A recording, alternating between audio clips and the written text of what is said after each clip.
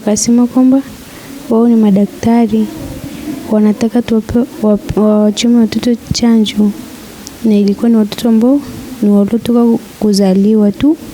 Wakawa wanauliza jinsia ya watoto, wanauliza kila mtoto ni jinsia gani. Wakasema kwamba wanaenda kuchoma chanjo, wakamchukua mtoto, wakasema na wengine wajiandae, waje wachukue watoto waende wakawachome chanjo. Nimekaa baada ya muda hamna mtu anayerudi. Kiukweli mimi ninachokiomba ni mtoto wangu tu apatikane. Na alafu pia madaktari wanasema kwamba wanaweza kuniruhusu mimi siwezi ondoka hapa bila mtoto wangu. Kwa hali halisi ya wananchi wangu, kwa kweli walilichukulia suala hilo kwa kweli kwa mshtuko mkubwa sana, kwa sababu halijawahi kutokea. Ndio maana hata unaona wako wengi hapa wanaozunguka hapa wanafuatilia jambo hili, swala hili kwamba limekuwa kwaje, jambo hili limetokeaje, kwa sababu halijawahi kutokea na wengine hawajawahi kusikia. Kwa majina naitwa Dr. Madama Hussein, mganga mkuu wa halmashauri ya wilaya Babati. Kwa jana limetokea tukio ambalo sio la kawaida la mama kuibiwa mtoto.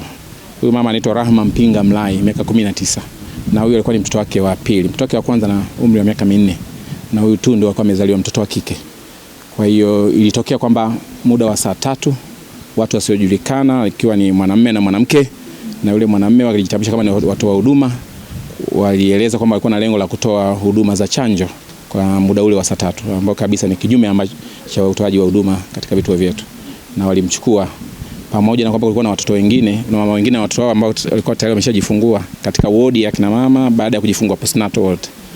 Kwa hiyo walimchukua, na baada ya muda, baada ya risali moja, mama aligundua kwamba mtoto harudishwi, na ndipo alitoa taarifa kwa wauguzi waliokuwepo. Tokea kwa matukio haya kunaendelea kutuamsha zaidi pia kuchukua hatua kwa maeneo mengine, kuzingatia mazingira ya kiulinzi na kwa maeneo yote, licha ya kwamba taratibu zipo, lakini tunadhani pia tutaendelea kusimamia katika maeneo yote ya serikali, lakini pia na jamii kwa ujumla. Wito wangu kwa wananchi wawe wastahimilivu. Jambo hili limeleta huzuni na mshtuko mkubwa. Tangu nimeingia hapa nimekuta jamii ya wananchi kutoka kwa kijiji husika wamekusanyika hapa. Nimetaka watupe ushirikiano katika mazingira haya na kuleta ustahimilivu. Ninawaahidi hilo, na serikali iko kazini, kwa sababu kazi ya kwanza serikali ni kulinda usalama wa watu.